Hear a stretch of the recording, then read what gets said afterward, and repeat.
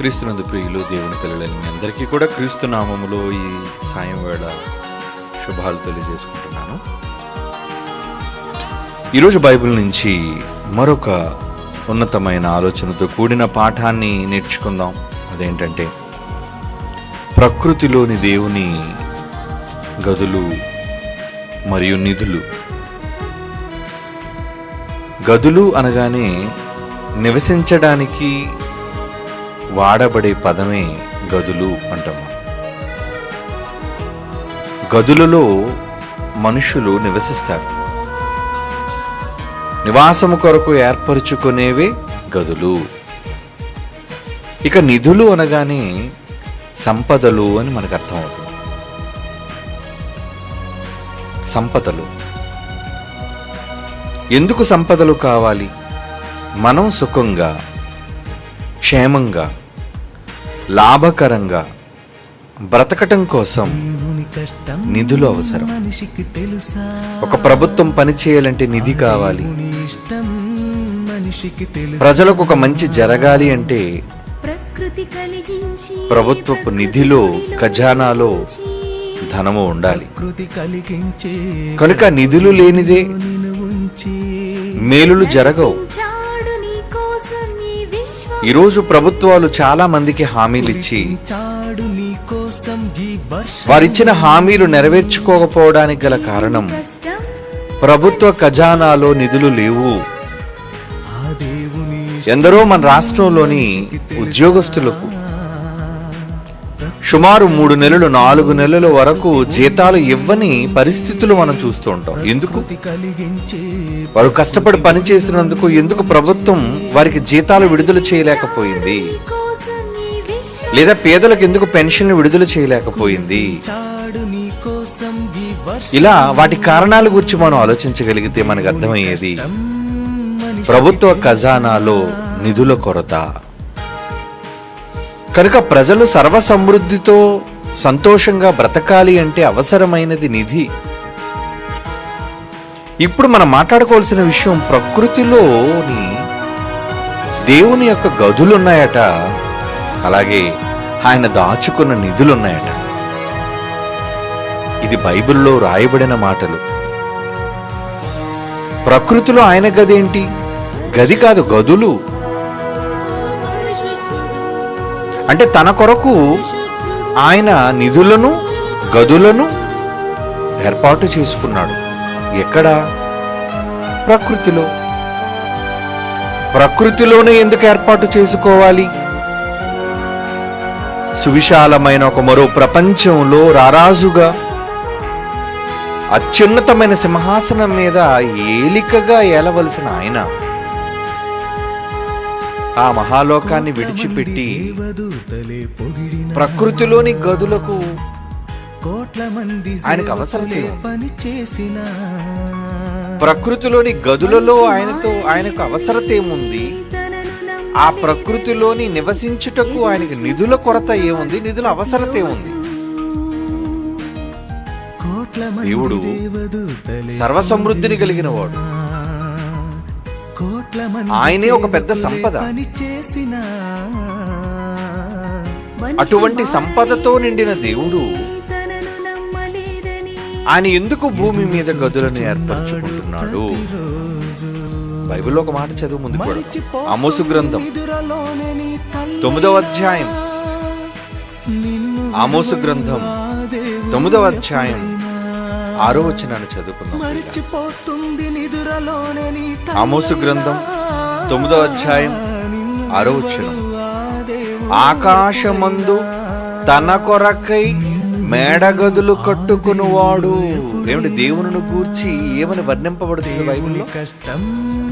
ఆకాశమందు తన కొరకు మేడగదుల. ఏమిటి మేడగదులు అంటే? ఎవరి కోసం గదులు కడుతున్నాడు అంటే అది ఎవరికో ఇవ్వటం కోసం కాదు. ఈ గదులు తన కోసం.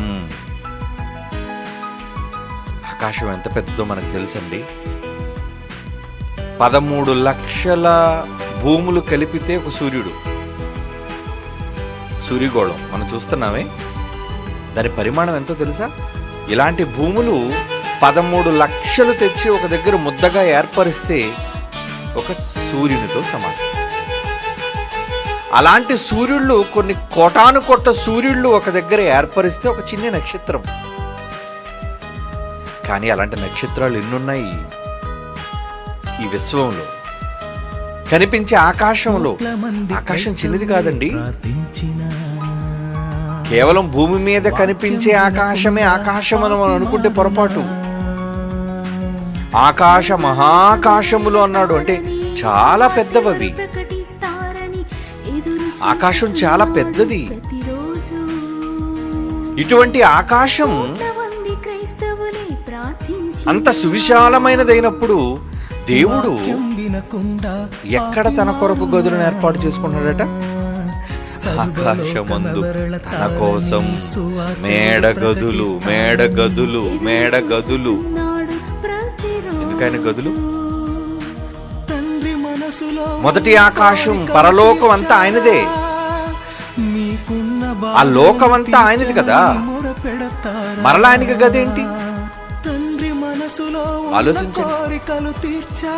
ప్రపంచంలో కోటీశ్వరులైన వాళ్ళు పెద్ద పెద్ద భవనాలు కట్టించుకుంటారు. ఎన్నో పదుల సంఖ్యలో ఉన్న అంతస్తులను నిర్మించుకుంటారు. ఉన్నది ఒక కుటుంబమే. ఏమంటే మన భారతదేశంలో సంపన్నుడు అంబానీ మీకు తెలుసు. అతను ఒక భవనాన్ని ముంబైలో కట్టించుకున్నాడు. అంతా కలుపుకుంటే ఆయన కుటుంబం 10 మంది కూడా లేరండి. 10 మంది నివసించే ఆ నివాసం కోసం ఎంత పెద్ద భవనం. ఇక రాజులు పాత పూర్వకాలానికి వెళ్ళిపోతే ఎంతో పెద్దవైన కోటలు, రాతి గోడలు, రాతి కట్టడాలు, పెద్ద పెద్ద నిర్మాణాలు. ఆ జైపూర్ కావచ్చు, హైదరాబాద్లోని ప్రాంతాలు కావచ్చు, ఏమంటే ఉత్తర భాగంలోని భారతదేశంలోని ఎన్నెన్నో రాజు కోటలను మనం చూడగలిగితే, రాజు, రాణులు, అతని పిల్లలు ఉండడానికి ఇంత పెద్ద భవనాలా? అంత సువిశాలమైన భవనాలు భూమి మీద ఉన్న అధికారం కలిగిన రాజులకే ఉంటే, విశ్వాన్ని కలుగు చేసిన దేవునికి ఆకాశం ఒక లెక్క. చాలా చిన్నది ఆయనకి. ఆయనున్న లోకమే చాలా పెద్దది ఆయనకి. అంత పెద్దదైన లోకాన్ని విడిచిపెట్టి ఆయన తిష్ట ఎక్కడ వేశాడో తెలుసా? తిష్ట వేయటం అంటే కూర్చోటం. ఎక్కడ కుర్చీ తెచ్చుకొని కూర్చోనట్టు తెలుసా అండి? మనం ఉన్న విశ్వంలోని. అందుకే భక్తుడు రాస్తూ అన్నాడు, ఆకాశము నీ సింహాసనము. ఆయనతో చెప్పాడు, నాయనా నా సింహాసనం ఏంటో తెలుసా? నువ్వు కోట కట్టించావు, లేదంటే అద్భుతమైన బంగారు దేవాలయాన్ని నా కోసం కట్టించాలనుకుంటున్నావు. ఆకాశము నా సింహాసనము, పరలోకం నా సింహాసనం అనొచ్చు కదండి. అక్కడ మాటలోని అర్థాన్ని మీరు ఆలోచించాలి, గమనించాలి. అపోస్తుల గారు 7వ అధ్యాయం చదివితే 50వ వచనంలో ఉంటుంది. అక్కడ ఏమని? ఆకాశము నా సింహాసనము, భూమి నా పాదపీఠం. ఏమండి? ఆకాశంలో సింహాసనం ఎందుకు వేసుకోవాలి? మొదట ఆకాశమైన పరలోకంలో ఆయన సింహాసనాసీనుడై కూర్చోవచ్చు కదా. అక్కడెందుకండి ఆయన వేసుకోవాలి? ఎవరున్నారని? మీరున్నారని, మనం ఉన్నామని, మనకు దగ్గరగా ఉండాలని, మనతో కలిసి బ్రతకాలని, మనల్ని ఎప్పుడూ కనిపెట్టుకుని ఉండాలని ఆ కన్న తండ్రి ఆలోచన. అందుకే అపోస్తుల కార్యాల్లో ఒక మంచి మాట పౌలు గారి ద్వారా రాయబడింది. అపోస్తుల కార్యాలు 17వ అధ్యాయం 26, 27 వచనాలు కలిపి ఉంటాయి. అందులో 2వ మాట, ముగింపు మాట మనం చూడగలిగితే, అపోస్తుల కార్యములు 17వ అధ్యాయం 26, 27 వచనాలు ఏమంటున్నాడండి? ఆయన మనలో ఎవనికిని దూరముగా ఉండువాడు కాడు. అంటే పరలోకం ఆయనకి చాలా దూరంగా ఉంది. పరలోకంలో ఉంటే మనకు ఆయన ఎలా ఫీల్ అవుతున్నాడు? చాలా దూరంలో ఉన్నాను ఆయన. పరలోకంలో నేను కూర్చుంటే సింహాసనం మీద ఎందుకో దూరంగా మిమ్మల్ని విడిచిపెట్టి ఉన్నాను అన్న అనుభూతి కలుగుతుందయ్యా. అందుకే నా కుర్చీ ఎక్కడ వేయించుకున్నానో తెలుసా? దావీదుతో చెప్తున్నాడు, ఆకాశము నా సింహాసనం, భూమి నా పాదపీఠం, పరలోకములైన మొదటి ఆకాశమైన ఆ లోకాన్ని విడిచిపెట్టి నేను నా సింహాసనాన్ని తీసుకొని వచ్చి భూమి మీద నా పాదాన్ని మోపి నేను ఎందుకు ఇక్కడ సింహాసనం వేసుకున్నానో తెలుసా? ఇప్పుడు చదవండి అపోస్తుల కార్యాలు 17వ అధ్యాయం 27వ వచనంలోని చివరి మాట, ఆయన మనలో ఎవనికి దూరముగా ఉండువాడు కాడు. దూరంగా ఉండలేకే మనకు చేరువుగా ఉండాలని తన కుర్చీ తెచ్చి మన కళ్ళ ముందు వేసుకున్నాడండి. ఆయనకు దగ్గరలో వేసుకున్నాడండి. తన పిల్లల్ని చూడాలి, తన పిల్లల బాగోగులు చూడాలి, తన పిల్లల మంచి చెడ్డలు చూడాలి. అంతగా చూడాలి ఆయన. మరి బాధ్యత, పిల్లలను కన్నందుకు తల్లిదండ్రులకు వారి మీద ఉన్న బాధ్యత ఏమండి? వాళ్ళు ఒడిలో ఉన్నప్పుడు, చంకన పెట్టుకునే చిన్ని వయసులో ఉన్నప్పుడు ఎంత శ్రద్ధ తీసుకుంటారు తల్లి గాని తండ్రి గాని. వాళ్ళు పట్టుకునే ఎంతో సున్నితమైన విధానం, వాళ్ళు ఒడిలో పరుండబెట్టుకునే సున్నితమైన విధానం. ఇక వాళ్ళు నిలవబడి బంగురుతుంటారు చూసారా? వాళ్ళు పాకుతూ ఉంటారు. అలా పాకుతూ ఉన్నప్పుడు వాళ్ళని చూచి ఎంతగా కనిపెడుతుంటారు. ఎక్కడికి వెళ్ళిపోతాడు వీడు, తప్పటడుగులు వేసి ఎక్కడికి వెళ్ళి ఏ హాని తెచ్చుకుంటాడేమో అనే ఒక ఆందోళన తల్లిదండ్రుల్లో కనబడుతుంటది. ఎక్కడెవరితో మాట్లాడుతున్నా వాళ్ళ కళ్ళన్నీ కూడా ఆ పసిబిడ్డ మీదే ఉంటాయి. అలా పెంచగా పెరిగిన వాళ్ళే కదండి. మనల్ని కూడా తల్లిదండ్రులు వదిలేశారనుకోండి, ఎక్కడో ప్రమాదంలో చచ్చిపోదు. మనం ఎంతోమంది పిల్లలు తల్లిదండ్రుల నిర్లక్ష్యానికి చనిపోయిన వాళ్ళు లేరా? మేడల పెంచి పడిపోయిన వాళ్ళు, పైన టీవీలు వేసుకొని, పెద్ద పెద్ద సామాన్లు తమ మీద లాక్కొని చనిపోయిన సందర్భాలు కొన్ని అక్కడక్కడ మనం చూస్తుంటాం. కానీ మనమంతా క్షేమంగా ఉన్నామంటే మనల్ని కనిపెట్టుకుని ఉన్నవాళ్ళు ఎవరు? మన తల్లిదండ్రులు. భూమి మీద మన తల్లిదండ్రులే పిల్లలుగా మన పట్ల ఎంత శ్రద్ధ తీసుకొని దూరంగా ఉండకుండా ప్రతి క్షణం కనిపెట్టుకుని ఉంటున్నప్పుడు పరలోకమందున్న తండ్రి ఆకాశం నుంచి సింహాసనాన్ని తీసుకొని వచ్చి, నాకు ఇదిగో మొదటి ఆకాశంలో సింహాసనం వద్దు, రెండో ఆకాశంలో సింహాసనం వేయండి, ఎందుకంటే నా పిల్లలకు దూరంగా నేను ఉండలేను, నా పిల్లలకు నేను దగ్గరగా ఉండాలి, వాళ్ళని చూడాలి, వాళ్ళని కనిపెట్టాలి. మరి ఎలా మహాప్రభు, ఇక్కడ మీకు ఎలా సాగుతుంది? ఇది చిన్ని లోకం, మీ పాదమే భూమి మీద పెట్టే అతి చిన్ని లోకం కదా, ఇక్కడ మీకు విశ్రాంతి ఎలా దొరుకుతుందయ్యా అని ఒకవేళ కోట్ల కొలది దేవదూతలని ప్రశ్నించినా, ఇంత పెద్ద విశాలమైన భవనాల్లో నివసించడానికి అలవాటు పడిన మనం చిన్ని గదులను నెట్టేసారు అనుకోండి, ఎలా ఉంటది?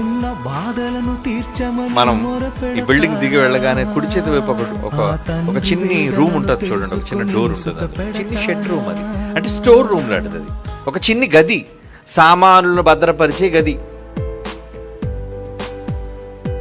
అక్కడ మీరు ఉండగలరా?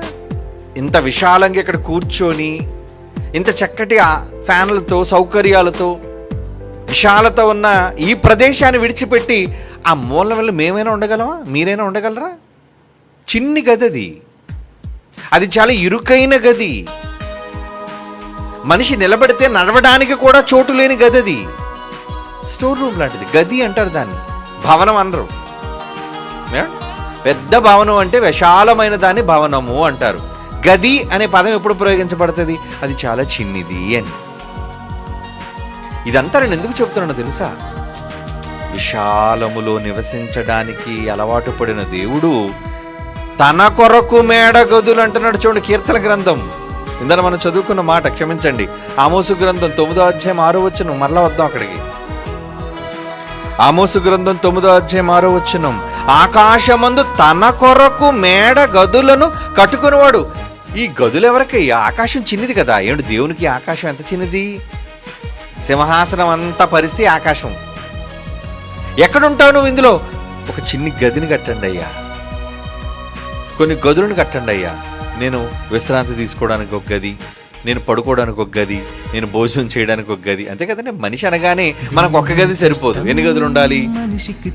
ఏమండి, డైనింగ్ రూమ్ అంటాము, డ్రాయింగ్ రూమ్ అంటాము, బెడ్రూమ్ అంటాము, ఏమండి, చాలా రకాలైన రూమ్స్ ఉంటాయి మనకి, ఎన్నో గదులు కావాలి మనకి, బాత్రూమ్ కావాలి, కిచెన్ కావాలి, ఏమండి విజిటర్స్ రూమ్ కావాలి, విశ్రాంతి తీసుకునే గదులు కావాలి, ఇలా చాలా గదులు అవసరం. ఒక మనిషిగా 6 అడుగుల మనిషికే ఇన్ని గదులు అవసరం అయితే ఏం దేవుడు గదులు అక్కర్లేదా? దేవుడు గదులు అక్కర్లేదు, కావాలి, ఆయనకు కూడా గదులు కావాలి. అందుకే గదులు ఎవరి కోసం అంటున్నాడు ఇక్కడ మాట చూడండి. ఆకాశమందు తన కొరకు మేడ గదులను కట్టుకునివాడు. నా కోసం ఏ గదులు? దూతలన్నీ ఆశ్చర్యపోయి ఉంటాండి, ఎంత పెద్దవాడివి, ఆకాశం ఆ మహాలోకాన్ని విడిచిపెట్టి ఇదేంటి మహాప్రభు, మీరు చిన్ని గదులు కావాలా మీకు? ఎందుకయ్యా ఈ ఇరుకైన గదుల్లో మీరు ఉండటం? నా పిల్లలు ఉన్నారు కదా, ఈ ఆకాశంలో నా పిల్లలు ఉన్నారు, వాళ్ళ కోసమే నేను ఈ గదుల్లోని ఈ పడిగాపులు. ఎవరిని చూడ్డానికి పడిగాపులు? తన పిల్లలను చూడ్డానికి మన కళ్ళ ముందు కనిపించే ఈ నీలవంతమైన ఈ ఆకాశంలో, నీలిరంగు ఆకాశం కనబడుతుంది కదా మనకి, ఈ నీలిరంగు ఆకాశంలో గదులు కట్టుకున్నాడు. గదులు గదులు గదులు తన కోసం, నా కోసం ఈ గదులు. ఇంతకీ ఆయన కోసం అంటే ఆయన ఉండడంతో పాటు, ఆకాశంలో ఉండటంతో పాటు ఆ గదులలో కొన్ని భద్రపరిచాడండి సామాన్లు. ఇప్పుడు ఎలాగైతే స్టోర్ రూమ్ అని చెప్పి మన స్టోర్లో సామాన్లని దాస్తున్నామో, దేవుడు కూడా సామాన్లు దాస్తున్నాడట. ఏంటి ఇంతకీ ఆయన గదుల్లో దాచే సామాన్లు? తన కొరకు గదులను కట్టుకొని ఆ గదుల్లో ఏం దాస్తున్నాడబ్బా? చూద్దాం బైబిల్లో. కీర్తనల గ్రంథం 104:13. కీర్తనల గ్రంథం 104వ కీర్తన 13 అండి. తన గదులలో నుండి ఆయన కొండలకు జలధారలనిచ్చును. అదండి, ఈ గదుల్లో నుంచి ఏం తెస్తున్నాడట? ఈ కొండలకు జలధారలు. అబ్బో, ఒక ధార కారుతుంది చూసారా, అలాగ జలధార. ఒకప్పుడు సీతమ్మ ధార, ఇవన్నీ ధారలండి, అంటే నీళ్లు వచ్చేవి. ఆ కొండ కనబడుతుంది చూసారా మనకి, అక్కిపాలెం అవతల. సీతమ్మ దార అని ఎందుకని తెలుసా? ఒక దార ఉండేది అక్కడ, ఆ కొండ మీద దార, అందుకే సీతమ్మ అని పేరు పెట్టి సీతమ్మ దార అని పెట్టారు. అలాగే కైలాసపుర ప్రాంతంలో మేము చిన్నప్పుడు ఉండేవాళ్ళం, అక్కడ సన్నాయి దార, ఎప్పటికీ ఉందో పేరు, సన్నాయి దార. ఈ దారలను ఎందుకు పేరు పెట్టారంటే అక్కడ నీళ్లు, కొండల నుంచి నీళ్లు ఎవరు పోతున్నారు? నిజంగా ప్రపంచంలో కొన్ని విచిత్రమైన ప్రదేశాలకు వెళితే అండి, నయాగారా జలపాతాలను మీరు వినే ఉంటారు, చదువుకున్న వాళ్ళందరికీ తెలుసు. నయాగారా జలపాతాలు నిజంగా ఆ జలపాతంలో కొండల మీద చూస్తుంటుందండి, నీరు ఎత్తైన ప్రదేశం నుంచి నీళ్లు ఉబుకుతుంటుందండి, పెద్ద వరదలలో వస్తుంటదండి. నిజంగా వాటిని చూసినప్పుడు ఆశ్చర్యం వేస్తుంటదండి. నయాగారా జలధారలు, ఎంత నీరు ఎక్కడి నుంచి వస్తుంది? ఎవరు పోస్తున్నారబ్బా పైనుంచి? ఎవరైనా మోటార్ ఆన్ చేశారా? ఒక రోడ్డు మీదకి నీరు రావాలంటే మోటార్ ఆన్ చేయాలి, అంతేనా? మన ఇంట్లోకి నీళ్లు రావాలంటే మోటార్ ఆన్ చేయాలి, ఫోర్స్. ఒక అమెరికా దేశంలో నయాగారా జలపాతాలే కాదండి, అన్ని దేశాల్లోని ఎన్నెన్నో జలపాతాలు ఉన్నాయి. మన దేశంలో కూడా ఎన్నో సరస్సులు, ఎన్నో జలపాతాలు ఉన్నాయి. ఇవన్నీ కొండల నుంచి వచ్చేవి సుమ, పైనుంచి కిందకి పారేవి. ఇంతకీ నీరు ఎక్కడి నుంచి వస్తుంది అని అడిగితే ఆయన అంటున్నాడు, రే నాయన, నా గదుల్లో నుంచి నీళ్లు దాచానురా మీకోసం. ఆయన కొండలకు జలధారలనిచ్చును తన గదులలో నుండి. ఇంత గది ఎందుకు కట్టాడు అక్కడ? మీకు నీళ్లు ఉండాలి కదా నాయన. ఏమిటి, నిజంగా నీళ్లు లేకపోతే ఎంత ప్రమాదమో తెలుసండి, ఎంత అవసరతో తెలుసా? ఏ రోజైనా నీళ్ల కరువు వస్తే తెలుస్తుందండి మనకి. కొన్ని సంవత్సరాల క్రితం చెన్నైకి వచ్చిందండి నీళ్ల కరువు. ఒక బిందెడు నీళ్లు దొరకడం కష్టం. ఈ రోజు దినచర్యలో మనకి నీళ్లు ఎంత అవసరం? స్నానానికి నీళ్లు కావాలి, వంటకు నీళ్లు కావాలి, శుభ్రతకు నీళ్లు కావాలి, బట్టలు ఉతకడానికి నీళ్లు కావాలి, ప్రతి దానికి నీళ్లు సమృద్ధంగా కావాలి మనకి. 3 వంతుల ఉప్పు నీరు ఉంది, అది ఎవరికి కావాలి? పర్లేదండి, సముద్రం ఉందండి, వెళ్ళిపో ట్యాంక్తో తెచ్చేసుకుందామంటే వంట చేసుకోగలరేంటి దాంతో? కుదరదే. బట్టలు తుక్కోగలరేంటి దాంతో? కుదరదే. ఎందుకంటే సబ్బు పెట్టిన నొరగరాదు ఉప్పు వల్ల. కనుక దేనికి మన జీవన విధానానికి పనికిరాని ఆ ఉప్పు నీరు 3 వంతులున్నా మరి మంచినీళ్ళు కావాలి కదా, మంచినీళ్ళు కావాలి. మరి మంచినీళ్ళు కావాలంటే ఏం చేయాలి? అదిగో దేవుడు, రే నాన్న గదులు కట్టాను రా, ఆ గదుల్లోంచి నీళ్లు రప్పిస్తున్నాను మీకు. నీళ్లు గోదావరిలో పారే జలధారలు ఎక్కడివి? కృష్ణాలో పారే జలధారలు ఎక్కడివి? గంగాలో పారే జలధారలు ఎక్కడివి? ఎక్కడో కొండలలో పుట్టిన ఆ నదులు కొండల నుంచి అవి ప్రవహిస్తున్నాయి అనుకుంటున్నారు. కానీ కొండల మీదకి నీరు ఎలా వస్తుంది? కొండల మీదకి నీరు రావాలి అంటే తన గదులలో నుండి అంటున్నాడు. చూడండి, తన గదులలో నుండి ఆయన కొండలకు జలధారనిచ్చును. నీ క్రియల ఫలము చేత భూమి తృప్తి పొందుచున్నది. ఆ నీళ్లు లేకపోతే పొలానికి ఏం పెడతావు? రైతు పొలానికి ఏం పెడతారు? ఉప్పు నీరు వేసాడు అనుకోండి, మొక్కలన్నీ చచ్చిపోతాయి. సముద్రం ట్యాంకులతో తీసుకొచ్చి పరిసేసాడు అనుకోండి, మొత్తం భూమి అంతా సారం పోద్ది. మరి ఏముండాలి? మంచి నీళ్లు, త్రాగే నీళ్లు, వాడుకలో ఉన్న నీళ్లు. 3వ వచనం, అదే 104 కీర్తనలోని 13 చదువుకున్నాం కదా, 3వ వచనం చదువుతాం. జలములలో ఆయన తన గదుల దూలములు వేసి ఉన్నాడు. ఏంటంటే నీటిలో కూడా గదులు కట్టాడటండి.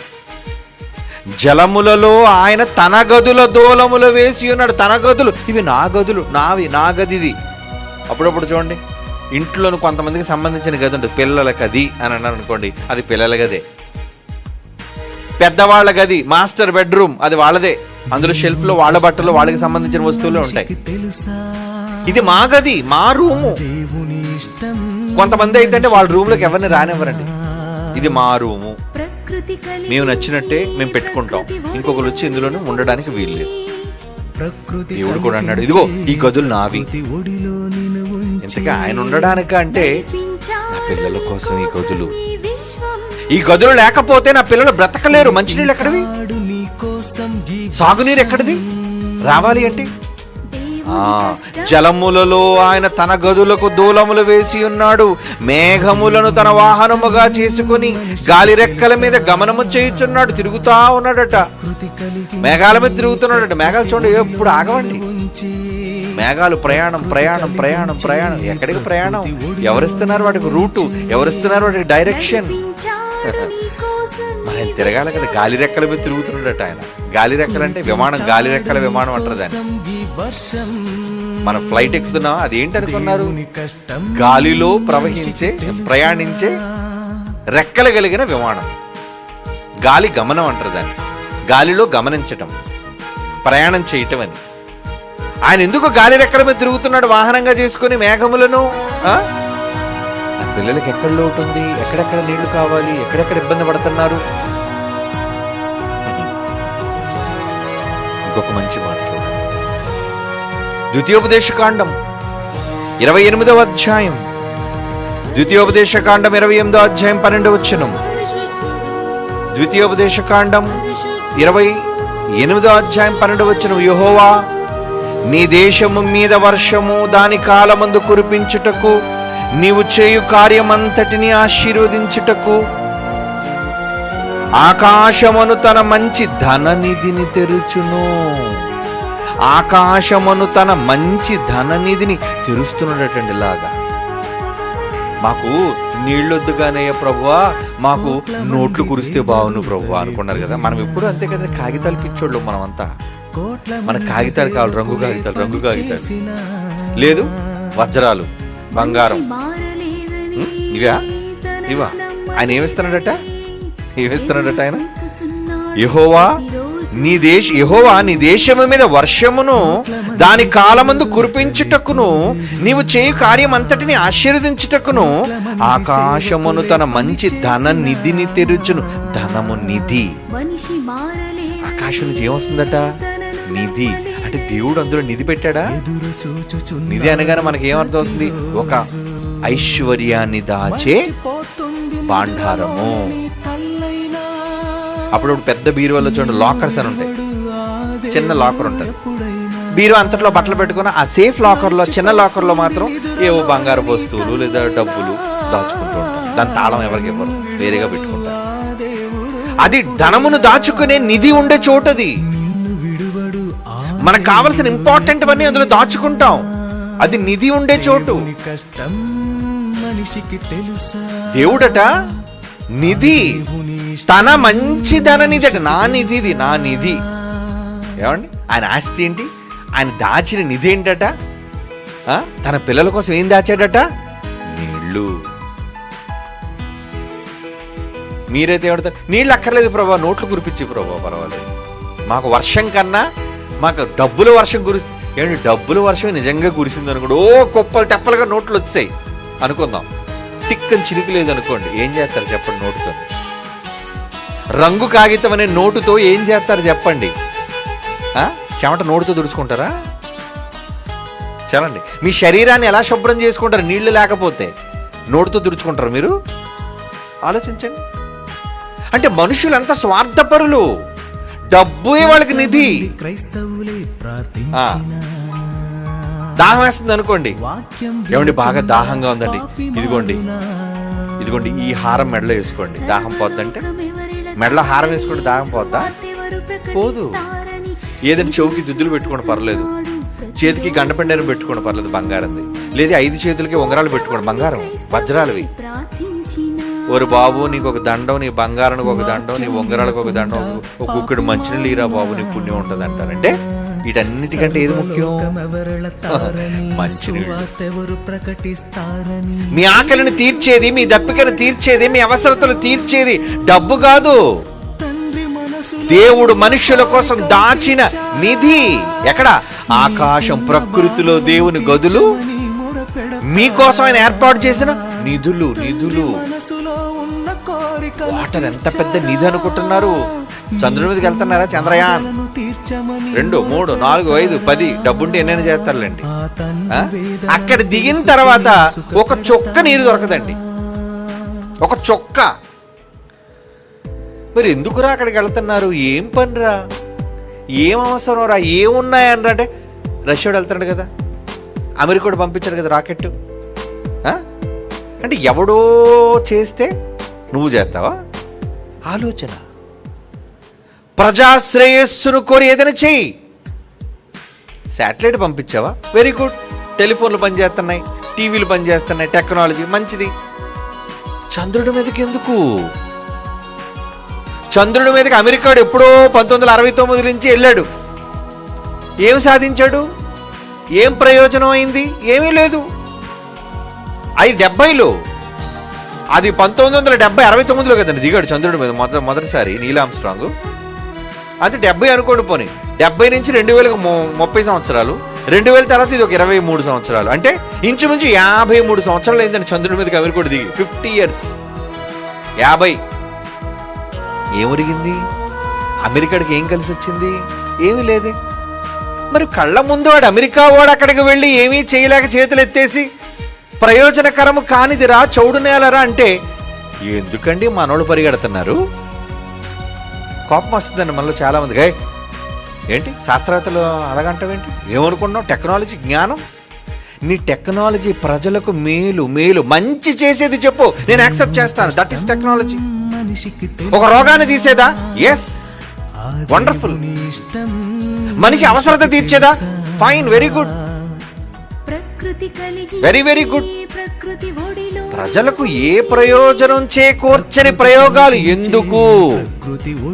పులిని చూసట నక్క వాతలు వేసుకుందట. బా, పులేంటి, దాని అధికారం ఏంటి, వస్తే జనం అంతా కూడా మిగతా జంతువులన్నీ గడగడలాడిపోతున్నాయి. ఎందుకురా అంటే ఎవరో పనికిమాలిన వాళ్ళు సలహా ఇచ్చారు. తిక్కలా అనే ఏమంటే బుర్రలేని జంతువులు, దానికి మచ్చలు ఉన్నాయి, నీకు మచ్చలు లేవని. పోస్ మచ్చలేనా? నల్ల మచ్చలే కదా, అది ఎంతసేపు వచ్చేస్తుందిలే అని చెప్పి ఎర్రగా కాల్చి వాతలు వేసుకుందట నక్క. ఒళ్ళంతా వేసుకుంది. ఎందుకంటే పులికి మొత్తం అంతా ఉంటాయి కదండి, కళ్ళు నుంచి కాలు వరకు, తోక వరకు మొత్తం ఉంటాయి. మొత్తం కాల్చుకున్న తర్వాత నక్క ఉడికి ఉడికి చచ్చిపోయిందండి. తెలుసా? చిన్నప్పుడు మనం చదువుకున్న కదా, చచ్చిపోయింది నక్క. అదే అంటారు, ఒరే పులిని చూసి నక్కలా వాతలు వేసుకోకురా, చస్తావు అని సామెత. ఎవడో వెళ్ళాడని నువ్వు వెళ్తావా? అంటే దేశాలు గొప్ప. దేనికి రా గొప్ప? పేదవాడికి అంత అన్నం పెట్టలేని నీ గొప్ప ఎవడకు కావాలి? భారతదేశంలో ఎంతో మంది అవసరతలు తీర్చలేని నీ గొప్ప ఎవడకు కావాలి? ఎన్నో రోగాలతో చచ్చిపోతున్నారు, మందులు పంచు. రోడ్ల మీద ఆకలి దప్పులతో పడుకుంటున్నారు, నడి వీధిలో బట్టలు పంచు చేతనైతే. ఎందుకు ఎక్కడికో ప్రయాణం చేయాలనుకుంటున్నా, అక్కడేం లేవురా నిధులు. దేవుడు ఎంత మంచోడు, మహానుభావుడు. సంపదలన్నీ దేవుడు భూమి మీద పెట్టాడు మీకు. టోటల్ గా నిధులన్నీ దాచి ఓపెన్ చేస్తున్నాడట ఆయన. అదే కదండి ఆ మాట 12వ వచనంలో, ఆకాశమును తన మంచి ధననిధిని తెరుచును, నీవు అనేక జనములకు అప్పిచ్చేదవు గాని అప్పు చెయ్యవు. ఆయన తెరిస్తే ఎలా ఉంటుందట, మనం ఎవరికైనా అప్పిస్తాం కానీ మనం ఎవరికి అప్పు తీసుకోమట. మన దేశం ఎంత అప్పులు తీసుకొని చెప్పండి, అబ్బో కోట్లు కోట్లు ప్రపంచ బ్యాంకులో అప్పు, రాష్ట్రాలు ఓ 100,000 కోట్ల అప్పు, రుణాలు. ఎందుకు అప్పుల బారిన పడిపోతున్నావు? దేవుడు నమ్మవు కదా, మనిషి జ్ఞానం నీకు గొప్పది కదా. దేవుడు ప్రకృతిలో దాచి ఉంచిన దానికి నువ్వు విలువనివ్వవు కదా. ఆయన చెప్పిన మాట నువ్వు వినవు కదా. ఆయన చెప్తే నేను వినాలా? అందులో బైబిల్లో ఉంటే అది మత గ్రంథం, నేను ఎందుకు వినాలి? ఒరే, ఒక మంచి ఎవరు చెప్పినా మంచి నీ మేలు కొరకు, నీ ప్రయోజనం కోసం ఎవరు ఏది చెప్పినా స్వీకరించు. మతం అనే రంగు పొలవకు దానికి, భాష అనే రంగు పొలవకు దానికి, జాతి అనే రంగు పొలవకు దానికి. ఒక మంచిని విన్నప్పుడు మంచిని స్వీకరించు, చెయ్యు. దేవుడు పిల్లలు, నిజంగా దేవుడు ఆకాశమును తన ధననిధిని తెరుస్తున్నాడటండి. ఎంత మంచి. ఇంకేం చేస్తాడటండి? కీర్తన గ్రంథం 135వ కీర్తన 7వ వచనం, 135వ కీర్తనలోని 7వ వచనంలో ఏముంది చూడండి.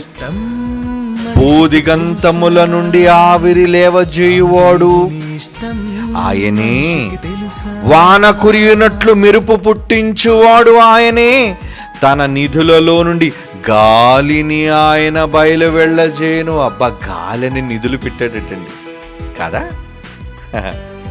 నీకు పద్మనాభ స్వామి నిధి కావాలా? ఏమండి, ముక్కు మూసేసి గాలి కావాలా? ఒరే, గాలి కావాలా? పద్మనాభ స్వామి గుడిలోనే ఉన్న నీకు సంపద కావాలని అడిగితే ముందు ఏమంటాడు? ముక్కు తెరవడానికి వీల్లేదు. మరి చెప్పు, అది కావాలా ఇది కావాలి? బాబు, ఆ స్వామివారి ఆ విగ్రహాలు దానికి సంబంధించిన బంగారాలు నాకేం అక్కర్లేదు, ముందు ముక్కు ఓపెన్ చేసి బాబు నేను వెంటనే గాలి పీల్చాలి. మనిషికి మొట్టమొదటి అమ్మ కడుపులోంచి బయటికి రాగానే ముందు అవసరమైంది ఏంటి? పాలు కాదు. ఏం కావాలి వాడికి? శ్వాస, గాలి. ఎంత పుష్కలం, ఎంత పుష్కలంగా భూమి మీద పెట్టాడు. ఎక్కడో మారుమూలకి వెళ్ళి తలుపులు గట్టిగా చలేస్తుందని బిడాయించిన పడుకున్నా ఆ గది నిండా గాలి. ఇప్పుడు చంద్రుడి మీదకి వెళ్తున్నారు. మనిషి వెళ్ళాడు అనుకోండి, ఇక్కడి నుంచి ఏం మట్టికి పట్టుకెళ్తున్నాడు? సిలిండర్లు. ఏంటి, గ్యాస్ వండుకోవడానికి మనం ఎలాగైతే వంట సిలిండర్లు పట్టుకెళ్తాము, అక్కడ గాలి పీల్చుకోవడానికి ఎక్కడి నుంచి గాలి పట్టుకెళ్ళాలి. పోనీ అక్కడ గాలి తయారు చేయొచ్చంటే సారీ అండి, అక్కడ గాలి దొరకదండి, గాలి తయారు చేయడం కుదరదండి. మరి ఎందుకురా గాలి లేకుండా ఈ ప్రయాసం ఎందుకు? ఎక్కడి నుంచి గాలి మోసుకెళ్ళడం ఎందుకు? ఇది విజ్ఞానమా? దేవుడు చెబుతున్న మాటలను మనిషి చేస్తున్న నిర్లక్ష్యం. దేవుడు ప్రకృతిలో ఎన్నో గదులను సిద్ధం చేశాడు, అందులో నిధులను దాచాడు మనిషి కోసం. మనిషి కోసం, ఆయన కోసం కాదు. ఆయన గాలి అవసరమా? వర్షం అవసరమా దేవునికి? చెప్పండి. ప్రకృతిలో ఆయన చేతి వలన చేయబడి ఏది దేవుడికి కావాలి చెప్పండి? అన్ని మన కోసం, మన కోసం, మన కోసమే. మన కోసం దేవుడు ఎందుకు చేశాడు? వాన కురియునట్లు మెరుపు పుట్టించువాడు. అబ్బా, మెరుపు ఎలా వస్తుంది? ఎవరండి అక్కడ చక్కమని రంగదీశారు? మెరుపు రావాలి అంటే దేవుడు ఆజ్ఞ ఇవ్వాలి. ఎక్కడ మెరుపు? అప్పుడప్పుడు అంటూ చూసారా, ఏమండి పెద్ద పిడుగు పడినట్టుందని మెరుపు వచ్చింది. మెరుపు ఏం చేస్తుంది తెలుసా? ఎక్కడ తాకుతుంది మెరుపు? వచ్చి భూమినికే తాకాలి. ఆకాశంలో మేఘాలలో జరిగిన మదనాన్ని బట్టి అతిపెద్ద హై వోల్టేజ్ ఎలక్ట్రిసిటీ పవర్ అది వచ్చి భూమిని తాకుతుంది. భూమిని తాకగానే గతంలో మీకు చెప్పాను ఏమవుతుందో తెలుసా? భూమి రీఛార్జ్. ఎందుకురా ఈ మెరుపులు వస్తున్నాయని మనం అనుకుంటున్నాం. మెరుపు లోపలికి వెళ్ళి తలుపు గడిపెట్టుకో, పర్లేదు. నువ్వు బయట తిరగకు మెరుపులు వస్తున్నప్పుడు. ఎందుకంటే దేవుడు తను పని చేసుకుంటున్నాడు. ఎందుకు తెలుసా? నువ్వు పనికిరానివన్నీ నిస్సారంగా చేయడానికి భూమి మీద జల్లేస్తున్నావే, పనికిరాని రసాయనాలు జల్లేస్తున్నావే, నేల సారం పోతుందయ్యా. మరి ఇప్పుడు దాన్ని రీఛార్జ్ చేయాలి. మరి ఏం చేయాలి? కమాన్, మెరుపు, థండర్, పెద్ద మెరుపు రాగానే భూమిని ఢీ కొడుతుంది. అది ఢీ కొట్టగానే భూమికి ఎనర్జీ, భూమికి సారం. అంటే నువ్వు దున్నిన తర్వాత విత్తనాలు వేసిన తర్వాత పంట రావాలి కదా. మట్టిలో ఏముంది? సారం. ఆ సారాన్ని ఇస్తుందటండి మెరుపు. సైంటిఫిక్గా మనుషులు చెప్పారు, వాడు చెప్పకముందే దేవుడు చెప్పాడు. గతంలో మీకు చెప్పాను నేను. అంటే తన నిధిలో నుంచి వర్షాన్ని రప్పిస్తున్నాడట, తన నిధిలో నుంచి మెరుపులు రప్పిస్తున్నాడట, తన నిధిలో నుంచి గాలిని రప్పిస్తున్నాడట. ఈ ప్రకృతిలో దేవుడు తన గదులలో, నా గదులవి, నావి గదులు, నేనుంటారా ప్రభు అందులో? ఒరే, నేను ఉండడానికి కాదురా, నా పిల్లల కోసం ఈ గదుల నిండా నిధులు నింపాలి. బాగా డబ్బునుడైతే ఏం చేస్తారు తన పిల్లల కోసం? రే, నేను నీ కోసం 1000 కోట్లు సంపాదించి పెట్టానురా, అనుభవించు, నువ్వు కష్టపడవలసిన పని లేదు.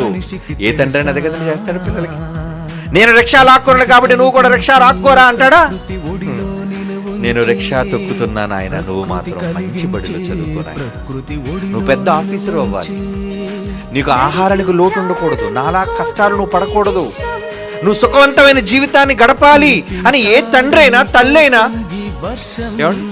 ఇంట్లో తన తల్లి పాచి పని చేసుకున్నా, అమ్మా నువ్వు కూడా రేపు ఇంట్లో పాచి పనికి వెళ్ళిపో అంటది ఏ తల్లి? తల్లి ప్రేమ.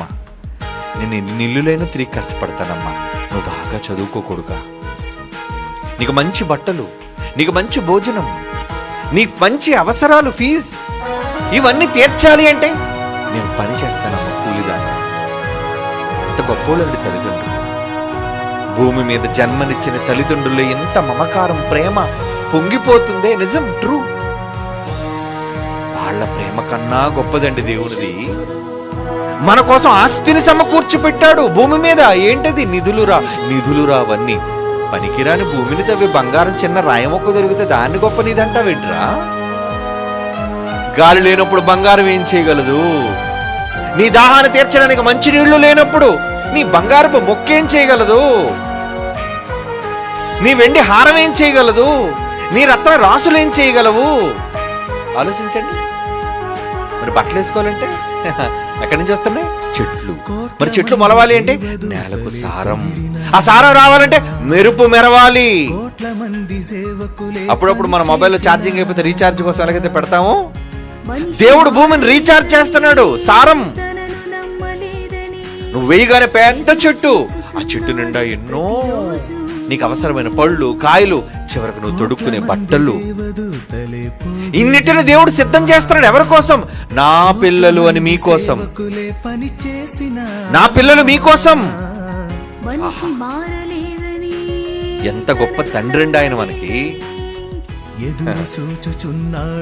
ఎంత ఉన్నతమైన ఆలోచనలతో, ప్రణాళికలతో తన లోకాన్ని విడిచిపెట్టి పట్టలేని పట్టజాలని ఆకాశంలోనికి వచ్చి కుర్చీ వేసుకొని కూర్చొని నీకోసం గదులను కట్టి అవి నా గదులను చెప్పుకొని ఆ గదుల్లో గాలిని దాస్తున్నాడట, ఆ గదుల్లో ఏమండి నీళ్లు దాస్తున్నాడట, ఆ గదిలో మెరుపులు దాస్తున్నాడట. ఎంత గొప్ప మంచి తండ్రి ఆయన.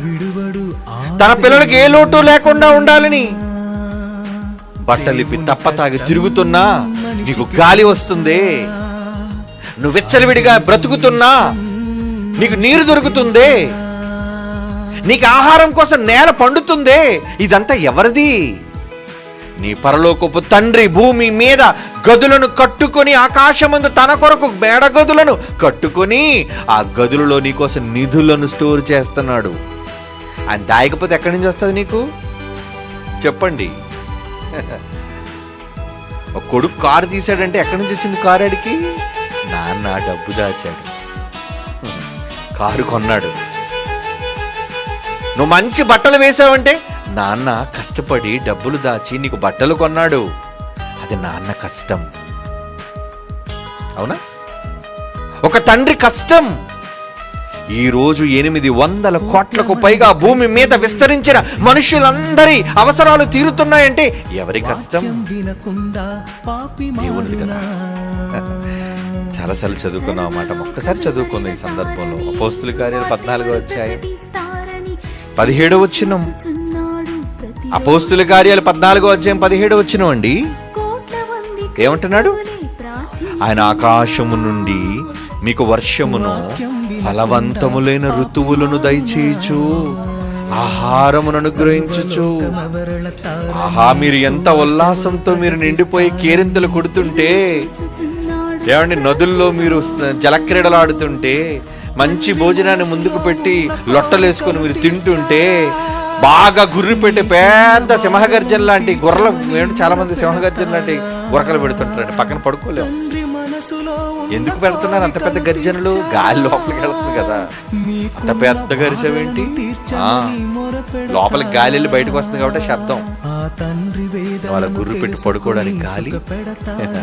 ఆయన అనుగ్రహం, ఆయన వలన సమస్తము మనకు దయచేయబడుతున్నాయి. ఎంత మంచి తండ్రి అండి ఆయన. దాస్తున్నాడండి. ఇర్మియా గ్రంథం 10వ అధ్యాయం 13వ వచనం చూడండి. ఇర్మియా గ్రంథం 10వ అధ్యాయం 13వ వచనం. ఆయన ఆజ్ఞీయగా జలరాశులు ఆకాశ మండలములో పుట్టును, భూమి అంత భాగములలో నుండి ఆయన ఆవిరి ఎక్కజేయును, వర్షము కలుగునట్లుగా ఆయన మెరుపును పుట్టించును, తన ధనాగారములో నుండి గాలిని రావించును. తన ధనాగారం అంటున్నాడు చూడండి. ధనాగారమా? దాచాడు బోల్డు డబ్బు. నాన్న దాచాడు బోల్డు డబ్బు. నాన్న 1,00,000 రూపాయలు కావాలి, వెళ్ళరా తీసుకో, ఇదిగో సేఫ్ లాకర్ తాళాలు తీ. ఇలా ఓపెన్ చేయగానే అబ్బో, ఈ బిల్డింగ్ నిండా ఉన్నంత నోట్ల కట్టలు ఉన్నాయనుకోండి. కుడికి ఎలా ఉంటుంది? మా నాన్న ఏంట్రా ఎంత డబ్బు దాచాడు నా కోసం. నాన్న ఎంత తీసుకోమంటారు? నీకు నచ్చినంత తీసుకోరా. నీకు నచ్చినంత. ఎంత పీలుతున్నావు గాలి? నిజంగా దేవుడు రోజుకి కనీసం ఒక్క మనిషికి 2 లీటర్ల గాలి అన్నాడు అనుకోండి, గట్టిగా పీల్చమండి.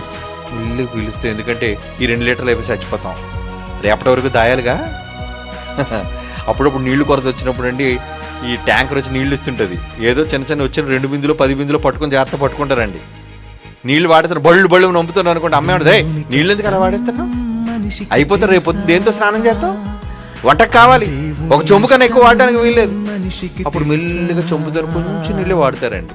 కొరత ఉన్నప్పుడు తెలుస్తుంది మనకి దాని విలువ. మరి దేవుడు ఎలా ఇచ్చాడు? బకెట్లతో పళ్ళు. కొంతమంది స్నానాలు చేస్తేనే ట్యాంక్ ఖాళీ అయిపోయిందండి. మా విలియం అన్న ఒకడు ఉన్నాడులేండి, మా బావమరిది.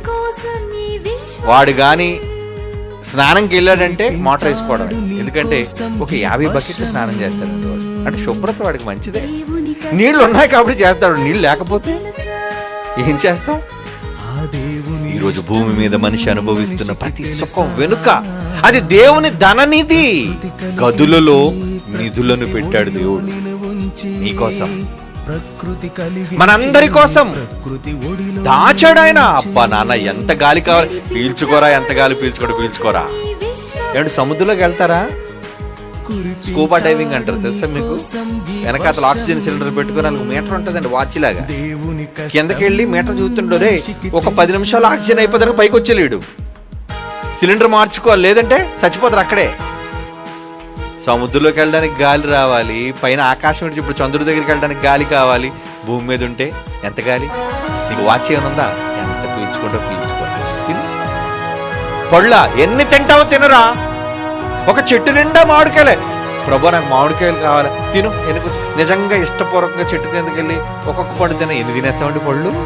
3-4 పళ్ళు తినేసరికి బాబు ఇంక చాలు బాబు, నాకు కడుపు నిండిపోయింది, పండు అవసరం అయిపోయి. అందరికీ సర్వసమృద్ధిగా పెట్టేవాడు.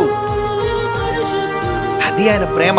ఎందుకంటే చాలా సంపన్నుడు కదా, చాలా సంపదలు కలిగిన వాడు కదా. ఆ సంపదలు ఆయనకు కాదు, నీ కోసం దాచిపెట్టాడు. ప్రకృతిలో దేవుడు గదులను కట్టి ఆ గదులలో నీకోసం నిధులను పెట్టాడు. వాడుకో నాయన, వాడుకోరా అమ్మా, వాడుకో. నీ వాడుకుంటున్న మనిషి దేవుని పట్ల ఎలా ఉన్నాడు? ఏం చేస్తున్నాడండి? కీర్తనల గ్రంథం 147వ కీర్తనలోని 8-9 వచనాలు. కీర్తనల గ్రంథం 147వ కీర్తనలోని 8-9 వచనాలండి. ఆయన ఆకాశమును మేఘములతో కప్పువాడు, భూమి కొరకు వర్షమును సిద్ధపరచువాడు, పర్వతముల మీద గడ్డిని మొలిపించువాడు, పశువులకు అరుచుచుండు చిన్ని పిల్లకాకులకు ఆహారం పెడతాడట. నిన్నొక్కడనే కాదు, మూగ జీవులు కదా, చిన్న చిన్న జీవులు, వాటికి కూడా పెడుతున్నాడట. వాటికి ఎప్పుడు ఒకటే రకమైన ఉంది. గేదె ఉందండి, ఆవు ఉందండి, ఏం తింటది? నీలా పంచపక్ష పరమాణాలు తింటదేంటి? ఏమంటే కోడి ఉంటది, ఎప్పుడు అది దాని గుడ్డ ఆమ్లెట్ వేసుకుని తిందది, అవునా?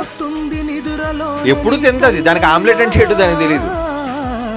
కానీ దేవుడు మనకి ఆయన పిల్లలుగా ఎన్ని ఇచ్చాడండి. గేదె ఉందనుకోండి, దానికి ఎప్పుడు చూసినా ఆ గెంజి, ఆ తౌడు, ఆ చుట్టు ఇదేనండి. అది ఎప్పుడు నోట్లో వేసుకుంటే చప్పగా వగరగా ఉంటది. ఎలా నవ్వుతుందిరా గేది? దాని పుట్టినప్పటి నుంచి చచ్చినంతకు అదే ఆహారం అండి దాన్ని. అదే ఇక నీటిలో ఉన్న చేపలో ఏందంటే అవి ఏమండి మంచి కారంతో మంచి మసాలా వేసి, ఎప్పుడు చేప మసాలా ఫ్రై తింటది. చేప ఎక్కడ తింటది? దానికి ఎక్కడది మసాలా ఫ్రై? అసలు నిప్పు ఎక్కడ కాల్చుకోవడానికి దానికి? ఎప్పుడు తడిసిపోయి ముద్ద అయిపోయి ఆ నాచు నీచు ఇదంతా తినుకొని ఆ లోన పెరుగుతున్న మిగతా చేపలు తింటాయి. ఎలా ఉంటాయి? చప్పగా ఉంటాయి. చేపలు ఎలా ఉంటాయి చెప్పండి? చప్పగా ఉంటాయి కదండి. అసలు ఉప్పు లేకపోతే మనం మొట్టలేం. బయటకు వచ్చిన తర్వాత ఉప్పు బాగా జల్లాలి, బాగా మనం ఏంటంటే మ్యారినేట్ చేయాలి దాన్ని. ఆడవాళ్ళు ఎలా చేస్తారండి? ఫ్రై చేసేటప్పుడు కానీ, కూర వండేటప్పుడు కానీ మ్యారినేషన్ చేసి మసాలాలు బాగా రుద్ది పొట్ట కోసి పొట్ట లోపల బాగా కూరి కూర వండడం కానీ ఫ్రై వండడం కానీ చేసి అప్పుడు వాసనలకే చచ్చిపోతాండి. అవి బాబు తొందరగా పెట్టేయండి, ఆకలేస్తుందని. అంటే ఇన్ని రకాల రుచులతో మనం తింటున్నాం, అవేం తింటున్నాయి? వాటికే ఉందండి. ఇన్ని రుచులు వాటికి లేవు, ఇన్ని సుఖాలు వాటికి లేవు. గేదె చూడండి, ఎప్పుడు ఈగలు వచ్చినా ఈగలు దొరుకుతున్న ఫ్యానే అంట, బ్యాట్ పట్టుకుని దొరుకుతుంది. అది చుట్టూ ఈగలు దాని చుట్టూ మసులుతున్నా తిరుగుతున్నా, అలా తోక ఊపుకోవడం, చెవులు ఊపుకోవడం తప్ప చర్మం ఊపుకోవడం తప్పించి ఏం చేస్తుందండి అది? దానికి ఏసీ గదులు ఉన్నాయా? ఫ్యాన్లు ఉన్నాయా? వర్షానికి అలాగే తడుస్తుంటది, ఎండకి అలాగే ఎండుతుంటది. ఏదో దయదలిచి ఏదో చిన్న కమ్మల పాకలాడు చేస్తారు తప్పించి దానికి ఎక్కడున్నాయి సుఖాలు? జంతువులకి ఎక్కడున్నాయి సుఖాలు? ఎంత పెద్ద మృగానికి రాజు ఏమండి మృగరాజు సింహం అయినా పెద్ద వాన గురుతుంది అనుకోండి, ఆ చెట్టు కింద వెళ్ళిపోయి అలా ఉండాలి తడిచిపోయి సింహం అయినా సరే. లేదండి సింహానికి పెద్ద కోట ఉందండి, జంతువులన్నీ కలిసి కట్టించంటారండి మీరు. మనిషికి ఎన్ని సుఖాలు ఎందుకో తెలుసా? మీరు ఆయన పిల్లలు కనుక, మీరు ఆయన స్వరూపాలు కనుక, మీరు ఆయన వారసులు కనుక ఎన్ని రకాల రుచులు చేశాడు మీకోసం, ఎన్ని రకాల ఆనందాలు ఉల్లాసంతో నింపుతున్నాడు. ఇందాక మనం చదువుకున్నాడు ఉల్లాసం ఉల్లాసం. బా చేపల కూర తింటుంటే ఉల్లాసం, మసాలాతో మాంసం వేట మాంసం తింటుంటే ఉల్లాసం, మనకు నచ్చిన కూరలు మనం పళ్ళెలో కలుపుకొని తింటుంటే ఆ బిర్యానీ వాసనలకి ఆహా ఉల్లాసం. తన పిల్లలు కాబట్టి ఆయన చేస్తున్నాడండి ఇవన్నీ. అందుకే ఏమంటున్నాడు ఆయన ఆకాశము మేఘములతో కప్పువాడు, భూమి కొరకు వర్షమును సిద్ధపరచువాడు, పర్వతముల మీద గడ్డిని మొలిపించువాడు, పశువులకును అరుచుచుండు పిల్లకాకులకు ఆయన ఆహారం. వాటికి ఏదో చిన్న చిన్నవి ఇస్తున్నాడు, నీకైతే సమృద్ధిగా. దేవుడు నిజంగా ఎంత ప్రేమతో ఇవన్నీ మనకు ఆయన చేస్తున్నాడు. యోబు గ్రంథం 38:22 చూడండి. యోబు గ్రంథం 38:22 ఏమంటున్నాడు? నీవు హిమము యొక్క నిధులలోనికి చొచ్చితివా. హిమము నిధులటండి. ఏంటి హిమం అంటే? ఐస్, మంచు. హిమం అంటే మంచు అండి. అలాంటి మంచుకు కూడా నిధులు. ధ్రువ ప్రాంతాల్లో ఉత్తర ధ్రువం, దక్షిణ ధ్రువం మొత్తం అంతా మంచుతో కప్పబడిపోతుంటాయండి. ఆ మంచు ఎక్కడి నుంచి వస్తుంది అనుకున్నావు? ఆకాశం నుంచి పడుతుందా మంచు. Cooling, balancing, eco balance. ఉష్ణాన్ని తగ్గించే ఆ చల్లటి మంచు ప్రదేశాలు, మంచు పర్వతాలు ఎక్కడి నుంచి కురుస్తుందో ఏమండి? మంచు అక్కడ తయారవదండి. మీరు అనుకుంటారేమో హిమాలయాల్లో మంచు తయారవుతుందండి. ఎన్నో ఆకాశం నుంచి మంచు కురుస్తుంది హిమాలయ పర్వతాల మీద. అక్కడ కురిసే మంచు కరుగుతుంది, అది మంచినీరుగా పొర్లి ప్రవహిస్తుంది. మంచు, నీరు, ఇదంతా సిస్టమ్. ఈ సిస్టమ్ అంతా ఎందుకు? నిధి అట, నిధి. ఏమనిది? మంచు కూడా నిధేనా? హిమము యొక్క నిధులలోనికి నిధి. ఆయనకు హిమం ఒక నిధిగా దాచాడు, నీరును ఒక నిధిగా దాచాడు, గాలిని ఒక నిధిగా దాచాడు. ఇలా ఎన్నిటినో మనుషులందరి కోసం నిధులు నిధులుగా, నిధులు నిధులుగా, గదులు గదులలో ఆయన దాచిపెట్టించాడు. ఆయన ప్రేమ అందులో మనకు కనబడుతుంది. ఎంత మీ పట్ల చేస్తున్న దేవుడు, ఆయన ఏం కోరుకున్నాడు తెలుసా? ఆయన ఏం కోరుకున్నాడు? ఇవన్నీ నేను మీ పట్ల చేస్తున్నాను అని మీకు గుర్తుందా? మీరు చెబుతున్నారా? ఈ ప్రపంచమా ఎలాగా మరిచి, ఒళ్ళు మరిచి, ఆద మరిచి, దేవుడు వలన ప్రతి దాన్ని అనుభవిస్తూ మర్చిపోయారు. వాళ్ళు జ్ఞాపకం చేయరా? ఇవన్నీ దేవుని వలనే మీకు కలుగుతున్నాయి అని జ్ఞాపకం చేయండి. ఎవరో అని కాదు, నేనే అని అడ్రస్ చెప్పాలి. ఎవరో ఒక దేవుడు ఉన్నాళ్ళండి, ఎవడో దేవుడు ఇస్తున్నాళ్ళండి. ఎవడో దేవుడా? ఎవడో కాదురా. మనం నమ్మిన దేవుడు పైనున్నాడు తండ్రిగా. అందుకే ఆయన ఏం చెప్పుకున్నాడో తెలుసా? ఏం చెప్పమన్నాడో తెలుసా? చదవండి ఈ మాట, చదవాలి ఈ మాట. కీర్తన గ్రంథం 46వ కీర్తన, 46వ కీర్తనలోని 10వ వచనం. 46వ కీర్తనలోని 10వ వచనం. ఊరకుండండి, నేనే దేవుడునని తెలుసుకోండి. ఏమండి? ఎవరో దేవుడిని తెలుసుకోవడం కాదు. శక్తి లేని వాళ్ళు, మనుషుల చేత సృష్టింపబడిన వాళ్ళు దేవుళ్ళని, దేవతలను పిలువబడుతున్నారే ప్రపంచ వ్యాప్తముగా, వాళ్ళు కాదు. నేనే చేస్తున్నాను. ఈ నిధిని, ఈ గదులను మీకోసం భద్రపరిచి మీకు ఊపిరిని, జీవాన్ని ఇస్తున్నది నేనే. ఆయనకి రావాల్సిన ఘనత ఇది, ఆయనకి రావాల్సిన గుర్తింపేది. రోజు వండే కూరే భర్తకేసి, ఎలా ఉందండి కూర? ఎందుకు అడుగుతుంది భార్య? చెప్పాలి. ఏమని? అమ్మాయి కూర అద్దరగొట్టేసా, పొంగిపోతుంది. ఏదో పెద్ద మెడలేసినట్టుగా భావించేస్తుంది ఆవిడ. పిల్లల్ని అడుగుతుందేరా కూర ఎలా ఉంది? అమ్మ నువ్వు తప్పి కూర ఎవరు వండగలరమ్మంటే అంతేనండి, కొలంబస్ అయిపోతావు. సంతోషం, ఆ అనటంలో వాళ్ళకి వచ్చే ఆనందం ఏంటది? ఆహా, చాలు నాయన. మరి నీ కూరేదమ్మా, నువ్వు తినరా, నువ్వు అన్నదంతా కడుపు నిండిపోయింది. ఓ భర్తకు వడ్డించేస్తుంటది, నీకు ఉంచుకోవే, దాచుకోవే, అక్కర్లేదని తినండి, మీకు నచ్చింది కదా కూర, నాకు అదే చాలు. మరి దేవుడు ఇన్ని వడ్డిస్తున్నాడే మనుషులకి, ఇన్ని వడ్డిస్తున్నాడే ఈ విస్తరణలో. ఈ ప్రకృతి అనే విస్తరణ పరిచి దేవుడు అన్ని, గాలి, నీరు, వర్షం, పువ్వులు, పళ్ళు, కాయలు, ఇన్ని సుఖాలు మీకు అనుభవించింది. మీరు అనుభవించడానికి దేవుడు వడ్డిస్తున్నప్పుడు మీరేమనాలి? దేవుడా సూపర్ తండ్రి, నువ్వు ఏం చేసావయ్యా నా కోసం. పొంగిపోతారండి, కొలంబస్ అయిపోతారు ఆయన కూడా. కానీ మీరు అంటారా? కీర్తన గ్రంథం 100వ కీర్తన 3వ వచనం.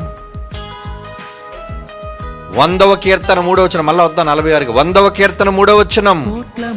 యెహోవా ఏ దేవుడని తెలుసుకోండి, నేనే దేవుడిని తెలుసుకోండి. ఆయనే మనలను పుట్టించెను, మనం ఆయన వాళ్ళం, మనం ఆయన ప్రజలం, ఆయన మేపే గొర్రెలం. మనం మేపుతున్నాడు బాగా. అప్పుడు అన్నారు కదా, మరి మీ నాన్న బాగా మేపుతున్నాడు కదా మిమ్మల్ని. మనిషి ఎవడన్నా పుష్టిగా కనబడ్డా అనుకుంటారే, బాగా మేపుతున్నాడు రా మీ అమ్మ నాన్న మిమ్మల్ని. మేపడం అంటే గొర్రెలు మీటింగ్ కాదు, నువ్వు మేస్తున్నావు బాగా. ఆయన మేపెడు గొర్రెలం, మనం ఆయన ప్రజలం, మనం ఆయన వాళ్ళం, ఆయన వాళ్ళం, ఆయన వాళ్ళం. ఆయనే కదా మనల్ని పుట్టించాడు. యెహోవాయే దేవుడని తెలుసుకోండర్రా. చెప్పవా యెహోవా దేవుడని చెప్పవా? ఏమంటే ఎప్పటివరకు ఎప్పుడు స్టేటస్లు పెట్టడం నాకు రాదండి. ఈ మధ్యనే ఒక వారం రోజుల నుంచి పిల్లలతో మంచి పాటలు చేసి పెట్టండి. ఎందుకంటే నా లిస్ట్ లో చాలా మంది హైందవ సోదరులు అయిన వాళ్ళు, అఫీషియల్స్ అయిన వాళ్ళు, ఏమండి పెద్ద పెద్ద అఫీషియల్స్ చాలా మంది ఉంటారు. వాళ్ళందరూ చూస్తున్నారండి స్టేటస్. అందులో ఏముంటాయి? దేవుని కొరకు మాటలు, నా ప్రసంగాలు కాదు. చాలా మంది అనుకో స్టేటస్లు పెట్టి వాళ్ళ ప్రసంగాలు వాళ్ళే పెట్టేసుకుంటారు. నా ఘనత ఎందుకు? నేను ఎప్పుడూ నా స్టేటస్లు నేను పెట్టుకోను. నేను చేసిన ప్రసంగాలు, నా ప్రసంగాలు చాలామంది పిల్లలు స్టేటస్లుగా పెట్టుకుంటారేమో, ఓకే, ఎందుకంటే నేను అందులో చెప్పేవి కూడా దేవుని మాటలు కనుక. కానీ నేను చెప్పాలనుకున్నది ఏంటి? ఏం చెప్పాలనుకుంటాను? నా తండ్రి కోసమే నేను చెప్పాలి. నేను పెట్టే పోస్ట్ అయినా, నేను ప్రకటించేదైనా నా పరలోకపు తండ్రి కోసమే అయ్యి ఉండాలని, ఆయన ఘనతను చాటేదై ఉండాలది. ఎందుకంటే మనం ఆయన వాళ్ళం, ఆయన పిల్లలం. ఆయన మేపుతుంటూ 3 పూట్ల తింటున్నామే, ఆయన కోసం చెప్పవా? అదే అంటున్నా 46 కీర్తన 10వ వచనం చదవండి. 46వ కీర్తన 10వ వచనం, ఊరకుండుడి, నేనే దేవుడినని తెలుసుకొనుడి, అన్యజనులలో నేను మహోన్నతుడు నగుదును, భూమి మీద నేను మహోన్నతుడు నగుదును. ఆయన కళ్ళండి. ఎక్కడైనా మహోన్నతుడు అవ్వాలట, ఒరే భూమి మీద. దేవదూతలందరికీ తెలుసురా నేను గొప్పోడినని, నా పవర్ తెలుసాటికి. అందుకే పరిశుద్ధుడు పరిశుద్ధుడు పరిశుద్ధుడు అని మొత్తం ఎప్పుడు గాన ప్రతిగానాలు చేస్తుంటాయి. దేవదూతలు కాదు చెప్పాల్సింది. ఇప్పుడు ఎవరికి చెప్పాలి? నీ చుట్టూ ఉన్న సమాజులను, మనుష్యులకు చెప్పు. ఏం చెప్పాలి? నేనే దేవుడునని చెప్పు, నా వల్లే సమస్తం జరుగుతున్నాయని చెప్పు, నేనే అన్నిటిని చేస్తున్నానని చెప్పు, నేనే దేవుడిని తెలుసుకొనుడి. ముందు మీరు తెలుసుకోండి నేనే దేవుడిని. అన్యజనులలో నేను మహోన్నతుడు నగుదునంటే నేను తెలియని వారి దగ్గరకు వెళ్ళి దైవత్వం ఉంటే మీరు చెప్పాలి. భూమి మీద నేను మహోన్నతుడు అనిపించుకోవాలి. నేను ఏమండి ఇన్ని చేస్తున్న తండ్రి అభిలాష, కోరిక ఏంటంటే అన్యజనుల్లో ఈ భూమి మీద ఆయన మహోన్నతుడు అనే విషయం తెలియాలండి. చెప్తారా మీరు? చెప్తారా? తెల్లవారు లేగానే నీ ముఖంతో ఫోటో పెడతావు. దేనికి? ఏం చూపిస్తున్నా? పాచి మొహంతోనే కొంతమంది అప్పుడే అప్లోడ్ చేస్తుంటారండి. ఏంటి వాడి స్టేటస్? ఇన్స్టాగ్రామ్ లో అంట, ఫేస్బుక్ లో అంట. ఏం చెబుతున్నావు సమాజానికి? నేను లేచాను, మంచం మీద పడుకున్నాను, టాయిలెట్కి వెళ్ళాను, పలానా పేస్తో పళ్ళుతోమాను. ఇదా నువ్వు చెప్పేది? చెప్పడానికి ఏమి లేవా నీ దగ్గర? ఈ సోషల్ మీడియా వచ్చిన తర్వాత సోది ఎక్కువైపోయింది. పని పాటు లేదు, అందులో 4 రాళ్ళు లేదా ఎంగిల్ రాళ్ళు పడుతుంటారు వాళ్ళు. డబ్బు డబ్బు డబ్బు డబ్బు. దేవుడిచ్చే ఈ నిధులు సంపాదన ఎవడికొద్దు. పనికి రానివాడు ఎవడో పారేసే ఏమంటే ఎంగిలి మెతుకులు కావాలి. అందుకే ఏం చేయాలి? సబ్స్క్రైబ్ పెరగాలి కదా, బటన్ నొక్కండి, బటన్ నొక్కండి, బటన్ నొక్కండి. నీ గొంతు నొక్కాలి, బటన్ నొక్కడం కాదు. సబ్స్క్రైబ్ బటన్ నొక్కేయండి, లైక్ బటన్ నొక్కేయండి, షేర్ బటన్ నొక్కేయండి. నాకు డబ్బులు వచ్చారు బాగా. దేవుడిని గొంతు నొక్కితే ఊపిరాగిపోతుంది. మనిషి వల్ల బ్రతకాలనుకుంటున్నావు కానీ దేవుడిని బ్రతికించాలనుకోవటం లేదు. దేవుడి వల్ల బ్రతుకుతారని చెప్పలేకపోతున్నావు నువ్వు సమాజంలో. అదే బ్రతికేనా? అలా చెప్పకపోతే ఆలోచించండి. ఈ రోజు సమాజంలో మనుషులు ఎలా ఉన్నారు? ఎవరిని గురించి చెప్పగలుగుతున్నారు? క్రైస్తవులు చెప్పగలుగుతున్నారా? క్రైస్తవులు దేవుని గురించి చెప్పగలుగుతున్నారా? ఏం చెప్తున్నారు క్రైస్తవులు దేవుని కోసం? క్రైస్తవులు దేవుని కోసం ఏం చెప్పగలుగుతున్నారు చెప్పండి? వీళ్ళు కూడా లాగులు మొదలెట్టేశారండి. ఇంట్లో మా అమ్మాయికి బాగాలేదు, ఇంట్లో ఇల్లు కొన్నాం, పాలు పొంగించాం, బీరువా కొన్నాం, బట్టలు కొన్నాం, పౌడర్ కొన్నాం, సబ్బు కొన్నాం. నీకు సమస్తాన్ని దయచేస్తున్న దేవుని కోసం చెప్పకపోగా 4 ఎంగిలి రాళ్ళు కోసం పనికిరాని వాటన్నిటిని ఈ సమాజానికి ప్రకటిస్తున్నావే. ఇప్పుడు నీకు తెలియదు వాటి విలువ. కన్ను మూసిన మరుక్షణం నువ్వు చేసింది ఎంత పెద్ద నేరమో పాపమో నీకు అర్థమయ్యే రోజు నీ ముగింపు రోజు. నీ లాస్ట్ బ్రెత్, నీ చివరి శ్వాస, అప్పుడు అర్థమవుతుంది. ప్రభు ప్రభు ఒక్క ఛాన్స్ ఇచ్చి ప్లీజ్, ఒక్క ఛాన్స్, వెనక్కి వెళ్ళిపోతాను. వేసేయండి లోపలేండి. దేవుని కష్టం దేవుడు కోరుకుంటుంది. ఇన్ని చేసిన దేవుడు మన నుంచి కోరుకుంటుంది ఏంటంటే నేను దేవుడిని సమాజంలో ప్రకటించబడాలి. యెషయా గ్రంథం 12వ అధ్యాయం 4వ వచనం. యెషయా గ్రంథం 12వ అధ్యాయం 4వ వచనం. యెహోవాను స్తుతించుడి, ఆయన పేరును ప్రకటించండి. ఏంటి ఆ పేరు? జీసస్. అంతే కదా, ఆ నామంలోనే కదా గొప్పతనం ఉంది. ఆయన నామం గొప్పతనం కూడా యేసుప్రభు పేరుకి పెట్టేశాడు. నీ పేరు గొప్పదరా నాయన, యేసు నామంలో సమస్తం. ఏమంటున్నాడు అక్కడ యెషయా గ్రంథం 12వ అధ్యాయం 4వ వచనం, యెహోవాను స్తుతించుడి, ఆయన నామమును ప్రకటించుడి. జనములలో ఆయన క్రియలు, చేస్తున్న క్రియలే, ఆ గదులేంటి, ఆ నిధులేంటి, మనుషుల కోసం చేస్తున్న ఆయన పనులేంటి, ప్రచురం ప్రచురం. ఆయన నామము గొప్పదని, ఘనమైనదని జ్ఞాపకం చేసుకో, చెప్పు. చెప్తున్నావు? ఏం చెప్పగలుగుతున్నావు? కన్ను మూసాక ఎలా బ్రతకాలనుకుంటున్నావు? బ్రతకగలను అనుకుంటున్నావు? నువ్వు దేవుని కొరకు చేయవలసింది చెయ్యకపోగా పనికిరాని విషయాలన్నిటిని చేయటం వలన నీ విలువైన సమయాన్ని వ్యర్థం. నీ మనస్సు, తండ్రి మనస్సులోని ఆలోచనలు బయట పెట్టుకున్నాడు. చెప్పండి, చెప్పలేరా? ఇన్ని అనుభవిస్తున్నా ఆయన గురించి ఒక్క మాట చెప్పలేరా? అన్నం వడ్డించినందుకు, కూర వండినందుకు మీ ఆవిడికి ఎంత గొప్పగా చెప్తావు. నీలాగా ఎవరు వండలేరని. ఆవిడ పొంగిపోవడానికి కొన్ని సందర్భాలు నచ్చకపోయినా వాడు పోరు పడలేక అబ్బా చాలా బాగుందంట అనుకుంటావు మనసులో. ఆ విధంగా చెప్పాలి అనుకుంటావు. నీ దేవుని కోసం అలా కూడా నువ్వు చెప్పలేవా? భారం అనుకోను కూడా నువ్వు చెప్పలేవా? కష్టం అనుకోను కూడా నువ్వు చెప్పలేవా? ప్రకటించలేవా? ఈ ప్రకృతిలో తన కొరకు గదులను కట్టుకొని నీకు దూరంగా ఉండలేక నీకోసం ఎన్నో కోట్ల కన్నా విలువైన నిధులను గదులలో దాచి తన పనులను చేస్తున్నాడే. రోజు తన కుర్చీని అక్కడి నుంచి షిఫ్ట్ చేసి ఈ ఆకాశంలో, నువ్వున్న ఆకాశంలో సింహాసనం వేసుకొని కూర్చొని నీకు అన్ని సప్లై, గాలి సప్లై, నీరు సప్లై, మెరుపు సప్లై, హిమము సప్లై, ఇన్ని సప్లై చేస్తున్నాడే. ఆ దేవుని కోసం నువ్వు చేసే న్యాయమైన విధానం ఏముంది చెప్పండి?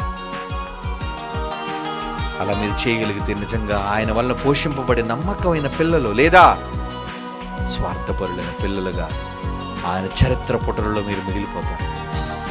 మీరు నిర్ణయం చేసుకోండి. కళ్ళు మూసుకొని ప్రార్థన చేసుకోండి. పరిశుద్ధుడు అయిన తండ్రి, మీకోసం ఎంతో చెప్పాలి, ఎంతో చెయ్యాలి అని ఇప్పుడు మేము అనుకుంటున్నామయ్యా. కానీ బహు తక్కువగా చేస్తున్నాం. అందుకు చాలా సిగ్గుపడుతున్నాం ఆయన. చాలా అంటే చాలా సిగ్గుపడుతున్నాం. మీకోసం ఎక్కువగా చెప్పలేకపోతున్నాం, మాట్లాడలేకపోతున్నాం. అందుకు మీకోసం చెప్పే భాగ్యాన్ని మాకు దయచేయండి. మా ఊపిరి ఉన్నంత వరకు మీ నామ ఘనతను చాటే, సకల జనులలో చాటే భాగ్యాన్ని దయచేయండి. ఇదే మేము భూమి మీద కోరుకునే వరము నాయన. మాకు, మా కుటుంబాలకి వరాన్ని దయచేయండి. యేసు నామాన్ని ప్రార్థన అడుగుచున్నాము తండ్రి.